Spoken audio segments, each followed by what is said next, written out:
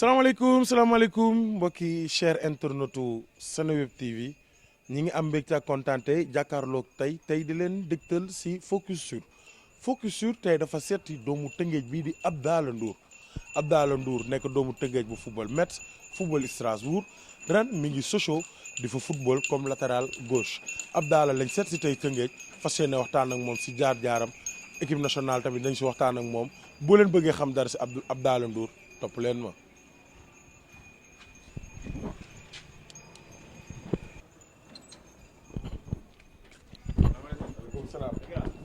yaa ngi si jàmm sant bu baax. yaa ngi ko sant bu baax a baax.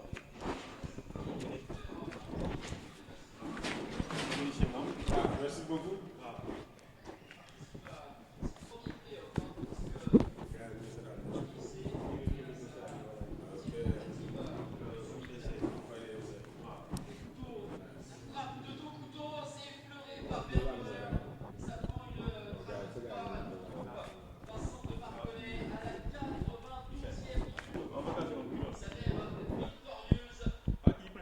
comme ni ñu leen ko waxee sànq mbokki téléspectateurs yi ñu ngi fii seet si Abdallah Ndour comme ni ñu leen ko waxee nekk doomu Sénégal boo xam ne mi ngi ràññeeku bu baax a baax si football dëkk boobu ñu naan Sochaux Abdallah maa ngi lay nuyu ma bàyyi la nga présenté wu. waaw salaamaaleykum grand man la Abdallah Ndour voilà donc doomu Tëngéej international sénégalais et joueur professionnel au FC Sochaux. waaw Sochaux lay football comme ni mu leen ko waxee sànq moo wax leen tuuti si jaar-jaaru Abdallah Ndour nekk na ndaw boo xam ne dafa bëgg football dem fee nga xam ne Metz wante balaa moo dem Metz génération foot la nekkoon di ko tàggat di tàggatu génération foot ñu koy tàggat ba Metz repéré ko fa en 2011 Metz repéré ko yóbbu ko foofu nga xam ne mooy centram bi après mu yoggali formation am en 2013 mu signé premier contrat professionnel am FC Metz di fa góorgóorlu ba jógee Metz dem Strasbourg après ñu convoqué ko équipe nationale Sénégal en 2016 match contre Afrique du Sud si noonu lay continuer ba yegg fii tey ci carrière am muy FC Sochaux. Abdallah bu nekkee am na lu ma fàtte si li ma jotoo wax tuuti si sa jaar-jaar nga fàttali ma ko. non je pense que fàttewoo dara par rapport ak ni nga développé. en tout cas ça a été clair parce que tracé nga sama parcours du début à la fin.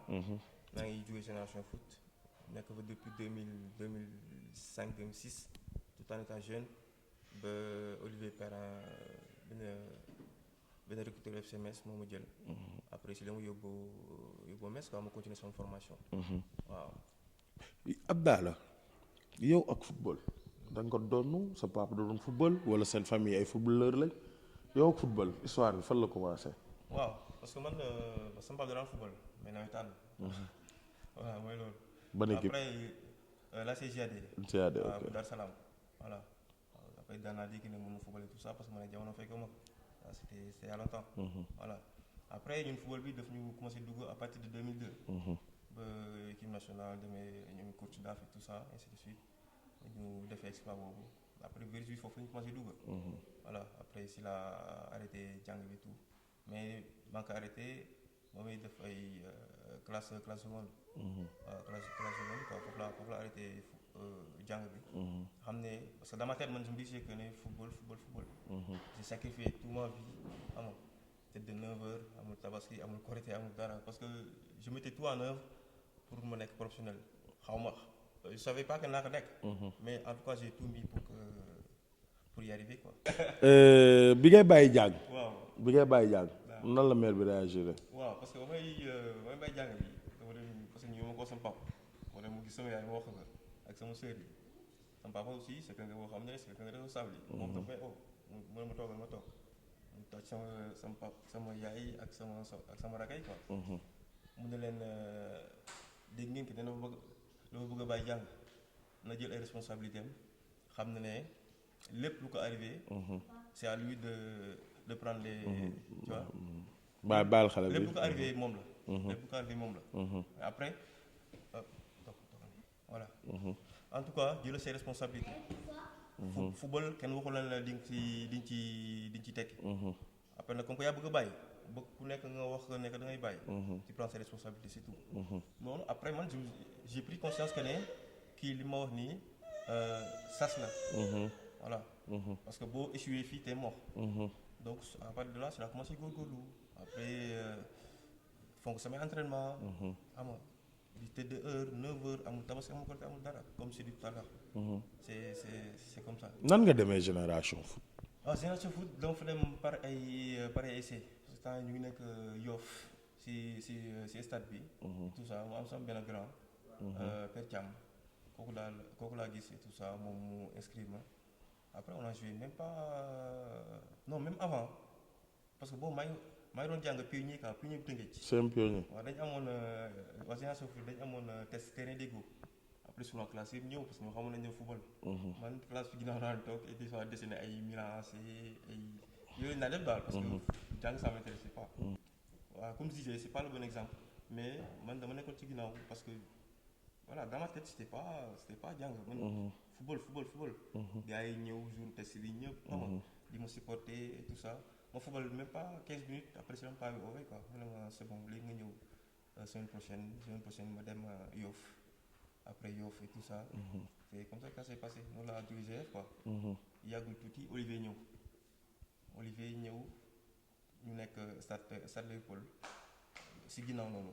annexe bi foofu ma football même pas mi-temps après c'est ma jëlee quoi. mais après j'avais 15 ans. Donc léegi si lañ ma suivre ba sama kii mat. sama 18 ans parce que boo amul 18 ans tu sais que. doo signé mën nga génn kii bi ak règle FIFA yi bees. voilà. ñu yëgali sa processus bi. parce que da nga sacrifier dara pour bàyyi dara. beaucoup de personnes jëluñu prise de risque boobu te nee nga sax c'est pas le bon exemple à suivre parce que tamit ça peut passer comme ça peut casser. mais biñ nee la c'est bon da ngay intégrer ji académie football club Metz guddi googu. waaw non c'était incroyable parce que. yëkkatil micro bi tuuti rek. parce que dafa nekk loo xamante ne yaa ngi koy nekk di ko rêver depuis très longtemps sacrifier lu bari tabaski doo kii 9h nga tëdd Korité amul 31 décembre amul dara mais après nit ñi ñoo xam lu ñu gis yooyu yëpp sacrifice yooyu yëpp ñoom li ñu gis mooy le gars à présent. mais avant dafa am ay sacrifice yooyu def. moo tax képp ku bëgg a nekk footballeur et tout ça. genre kii boobu nga war a def tu te sacrifies. nga gëm li ngay def après yàlla dafay motal li si des. c'est ça là. waaw loolu am na solo conseil boo jox la ndaw yi sacrifier un luxe temporaire pour avoir un avenir stable da nga bëggoon doon professionnel dala jaraloon lu ne moo tax nga daan tëdd chaque guddi 9h amul tabaski amul 31 moo tax biñ la ne yaa ngi dem académie Metz nga am kontaante. waaw boobu moom c'était voilà c'était une fierté parce que da nga xam ne li nga sacrifier yëpp yàlla daf la ko kiiwaat quoi. daf la ko rendre. après nga julli ñaari rakk xam nga sant yàlla et tout. te bu gis sama papa ak sama yaay ñoom j'étais content. voilà après ñoom aussi Olivier c'était quelqu'un boo xamante ne moom damay souvent ci daan dalal sa xel parce que ñu jëlee depuis 15 ans war le suivre. bu le suivre si licence bi si t'es plus performant. parce que du la yóbbu. quoi donc moom tamit aidé na ma si côté boobu. ba yàlla def ñu egg daal ak jàmm foofu quoi. ay ñoom Mayoro ay Sadio Mané ay Fall. Mayoro Ndoye ak Diafra waaw. ak Diafra Sakho Sadio Mané. c'est ça wa génération Metz boobu. c'est ça bi nga ñëwee Metz déjà formation bi di koy yeggali. nag nu dundee foofu par rapport ak changement d'environnement Abdallah ne woon papaam ak yaayam dem mais léegi day changer environnement changer dëkk intégration bi ci académie Metz bi. non ça n'a pas été compliqué parce que xam nga Metz dafa bëri Sénégalais. comme c'est dit grand yi bu fekkee da nga ñëw ñoom ñoo lay essayer intégrer essayer le mettre ci bain bi tu vois xelal la ne la fii da nga ñëw t'es pas venu pour les vacances. ñu jugee dafa sori donc c'est à toi nga góorgóorlu comme là après di la jàppale souvent di la yóbbu ville di la may nga lekk et tout ça. au début parce que xam nga loolu daal la ñuy def pour l'intégrer moo tax t'es pas dépaysé quoi. au début. 9 décembre 2013 Abdallah Ndour signe son premier contrat professionnel au FC Metz. waaw fierté parce que comme je disais tout à l'heure parce que Metz ñu dem fa dem pour continuer son formation pour mu habituer dara. pour mu habituer mooy nga signer professionnel. voilà parce que bu fekkee da nga dem Metz sacrifice bi nga def fii yëpp dem ba Metz ñëwaat ça veut dire que tu as échoué. Et la plupart des joueurs yi jeunes joueurs yi loolu mooy nekk seen problème pour ñu percer vraiment ci côté professionnel bi quoi. Parce que ñoom dañuy dem parce que déjà c'est des professionnels. man ba ma eggee dama tiit parce que li ma tiital mooy est-ce que je vais signer professionnel pour ma toog continuer. Voilà après j'ai tout mis en œuvre.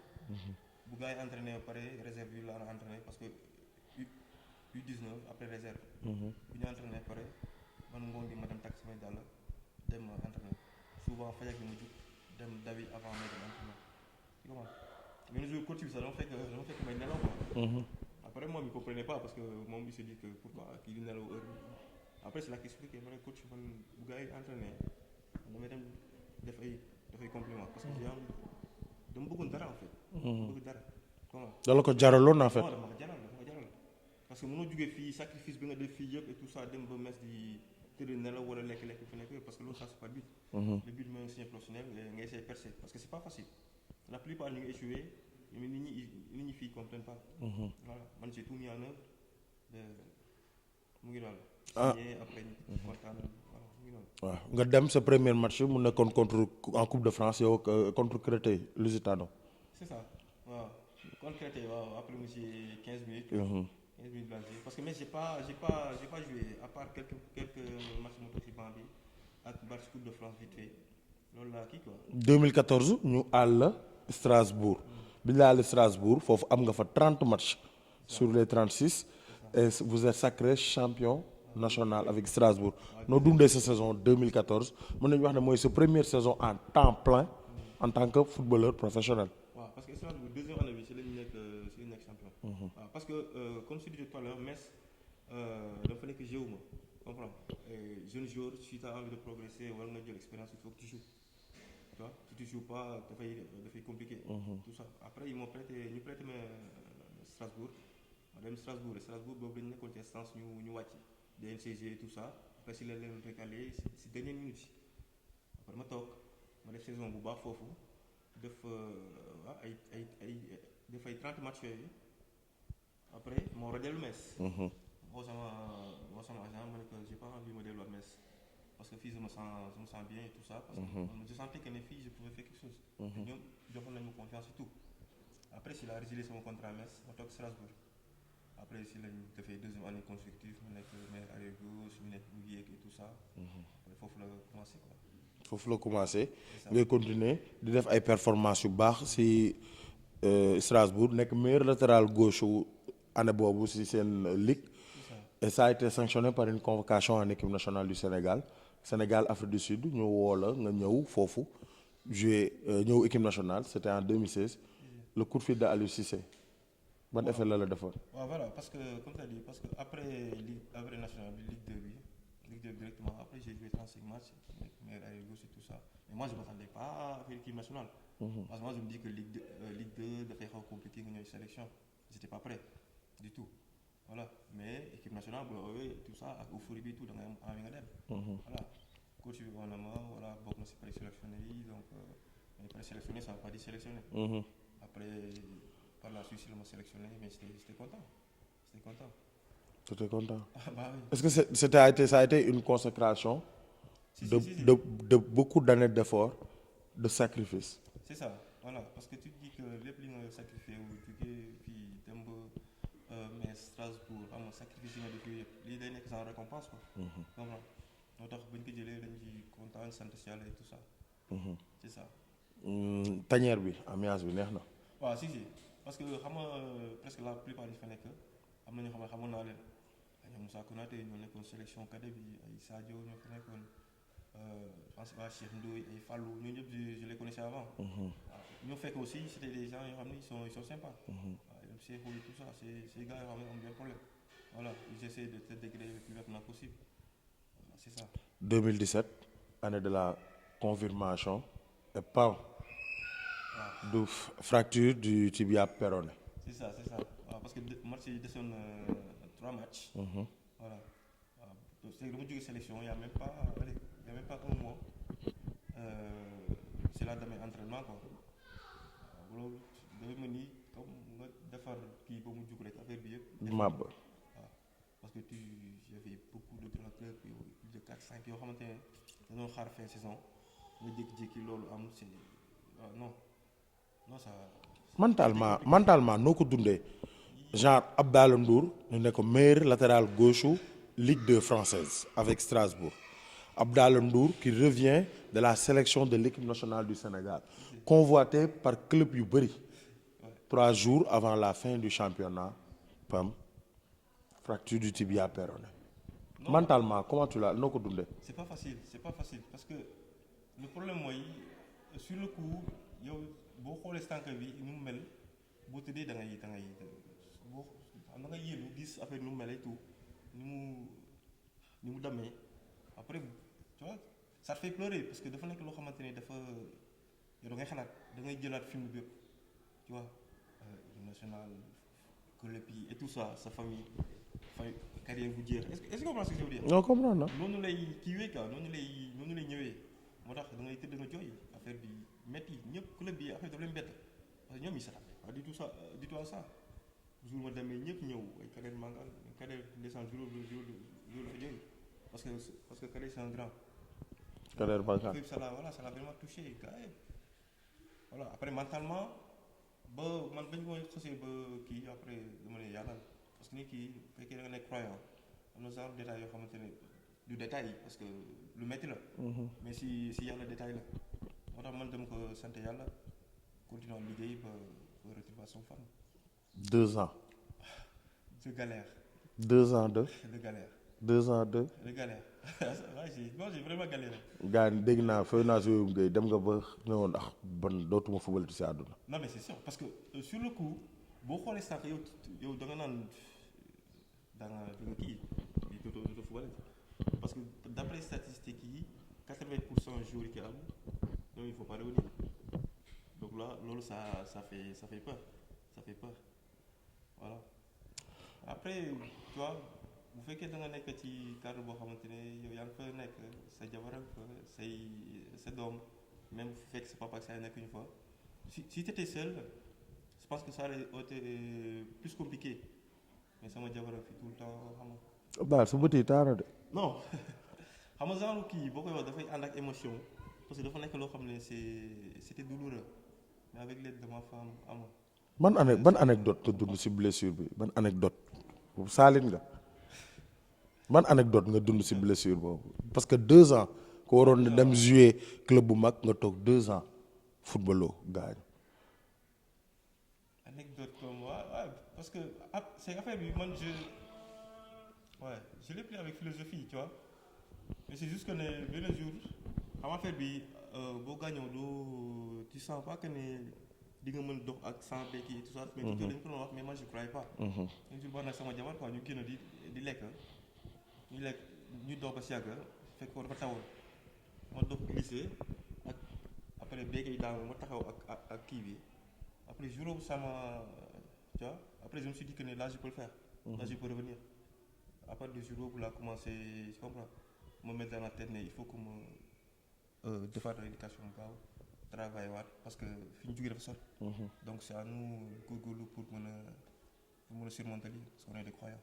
yaa ngi koy wax sànq soxna si jàppale na la wétali na la bi nga nekkee si jafe-jafe yi tubaab daan na wax naan derrière chaque grand homme y a une grande dame sunu maam yi daan lépp naan ku am soxna su baax am njaboot gu baax ndax jigéen mooy ji gën nañ déglu soxna soosu nga xam ne mooy madame Ndour yan kàddu la yëkkati jagleel ko borom këram bi di Abdallah Ndour. madame Ndour maa ngi lay ziar.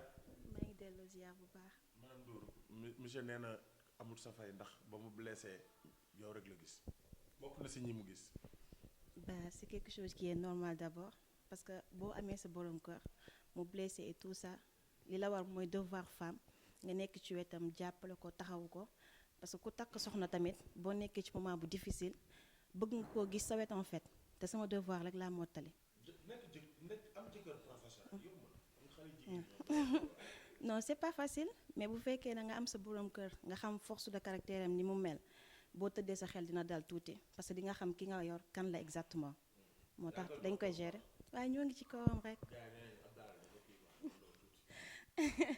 mais noonu la noonu la dafay garder ligne bi pour mu mën a am force pour daw par ndànk rek je sais pas. lan nga mën a wax ci ay qualité sa borom kër. non nit ku baax la macha allah nit ku baax la ku bëgg njaboot la ku fonk njaboot la ku fonk famille la tamit lépp lu mu am bokk na ko ak ay famem bokk na ko ak ay doomam mënuma wax sax moom ci lu bari parce que dafa nekk nit koo xam ne dafa sori ci man dafa spécial daal franchement boo nekkul ak moom exactement nga partagé ak moom mënoo xam exactement kan la parce que force de caractère bi mu am la mais il est spécial li ma koy ñaanal daal moom moo xam li mu bëgg ci carrière am yal na ko suñu borom defal bu baax a baax a baax yal na ko borom bi yokk parce que yéene bi ma am ci moom dafa nekk loo xam ne mënuma toog fi di ko wax yàlla kese xam li ne sama biir xol bi te yal na ko suñu borom mottali bu baax a baax a baax moom xam na man xam na yàlla xam na. jërëjëf merci. après la blessure.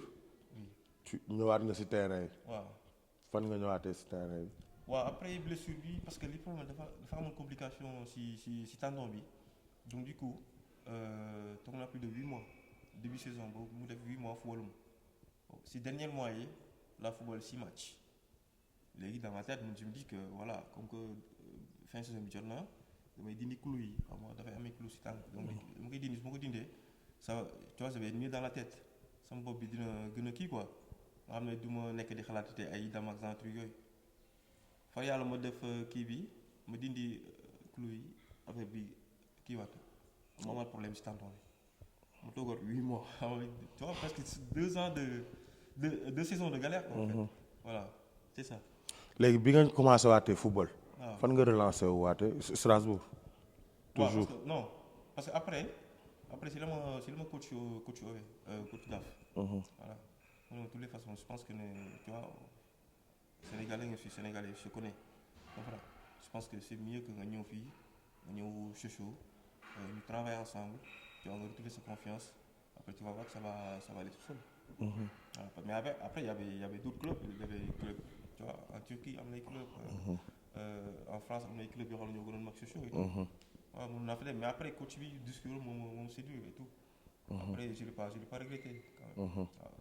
yaakaar naa 19 mars le 9 mars 2018 réception contre Monaco si nga commencé waat duggaat ci terrain yi di jouer waat. c'est ça parce que coach bi mu dugal mu laissé ay 10 minutes. après mu dugg supporter et tout ça ils étaient contents ñëpp yóbbu la et tout loolu ça faisait plaisir. ak sa retour sa koy ñëpp kontaanoon. voilà mu ngi doon. ñu ñëw ci sa saison ren gannaaw bu ñu waxtaanee ci sa parcours parce que day baax ñi nga xam ne ñi lay seetaan ñu xam yow lan nga jàll. ak lan nga jaar ba ñëw fii. mais ñu ñëw tuuti ci sa parcours. ci sa saison ren da nga ràññeeku bu baax Sochaux parce que demoon ngeen bañ naan Sochaux day yéeg wala du yéeg. nga am match yu bëri parce que bu ñu cumulé match yi nga am bee passé ak bii mën nañu wax ne presque am nga 60 match ci 2 saisons yu weesu. plus de 60 match ci 2 saisons. nekk titulaire indiscutable ci sa couloir gauche. donc Abdallah Ndour mi ñu xamoon revient en puissance. lan la defaat lu bees. xam nga comme tu dis blessure boo ci jógee ak coach yi nu mu woon tout ça après ma dem Sochaux première saison bi ma joué saison bu bien mais man j'ai pas été convaincu parce que xam naa ne mën naa def plus deuxième année bi mooy comme année bi ngay wax nii ma ñëw je savais que j'allais faire une bonne saison parce que j'ai tout mis en œuvre comprends def saison bu baax montrer aux gens que ne là je suis revenu c'est mon meilleur niveau parce que après blessure bi c'était compliqué nga retrouver ce niveau et tout donc alhamdulilah loolu ñu koy sant yàlla quoi. ren nga def saison bu baax. mën nañu wax ne Abdallah il est revenu. léegi lan mooy say objectif ak Sochaux l'année prochaine sa taay tamit dégg naa sa coach mu ngi xaw a nekk pour parler ak benn équipe bu Ligue 2 Bordeaux mi ngi koy yooyu noonu loolu moom on va pas y rentrer sax mais quand même yow lan mooy sa challenge actuellement. man c'est de jouer le plus haut possible parce que bu fekkee da nga nekk footballeur c'est d'essayer de jouer le plus haut possible après là maa ngi nekk encore un an de contrat avec Sochaux mais après on va essayer de voir ce qui va se présenter sur nos canaux. Voilà. Mais moi, mon objectif, moi, jouer le plus haut possible. Fait qu'il y a des actions aussi, actions tant mieux. Voilà, parce que joueur bu nekk t'as pas, tu vois, ça rêve tamit du nekk jouer Ligue 2 sa fin carrière. voilà parce que d'autant plus que Ligue 1 laa jógee. ñu taxaw si benn nit boo xam ne nee nga boo agsiwaatee fii tey joué na si rôle muy développe yokkaat sa confiance en soi muy coach Omar Daf.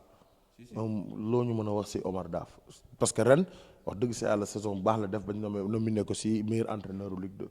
c'est vrai waaw coach sérieusement c'est un coach boo xam ne dafa dal c'est un coach qui te met en confiance c'est un coach qui te met pas la pression c'est un coach boo xam ne amul pression te boo amee pression si nga koy transmettre joueur yi en fait moom tu le vois ci terrain bi c'est parce que di ngeen seetaan match yi.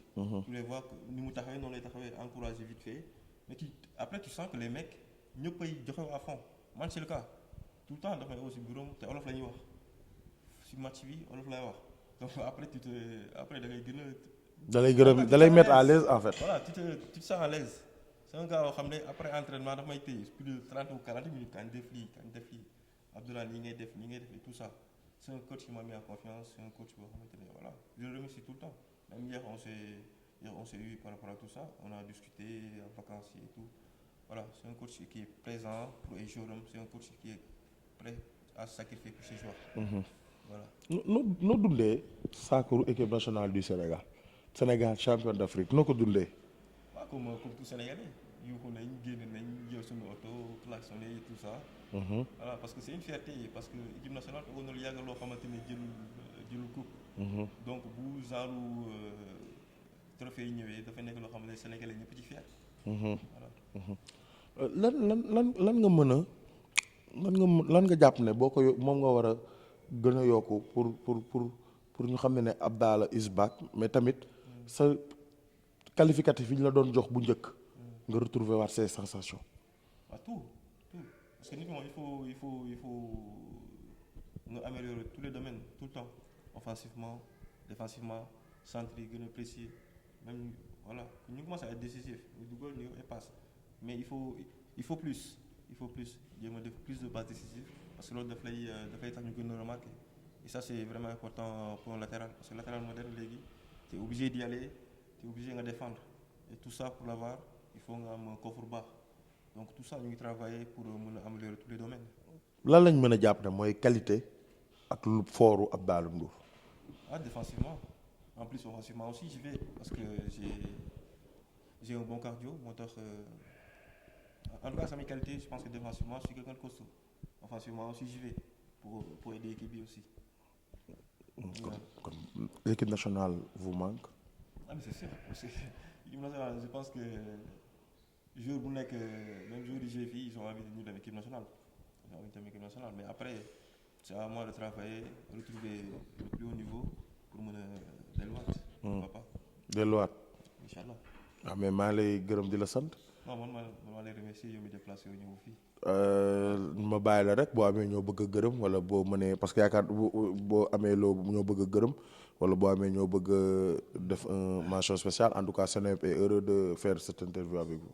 Merci en tout cas maa ngi remercier déjà Michel moom mu lay indi ba fii. waaw sama waay la ak sama papa voilà ak sama jabar parce que moom ba méttee ma nekk fee affaire bi situation bi xew critique par rapport ak blessure bi tout ça il était là du moins excusez-moi voilà sonn na si tu vois sacrifié woon aussi souvent nga am humeur yi xaw a métti xam nga ñun rek voilà. lu mel.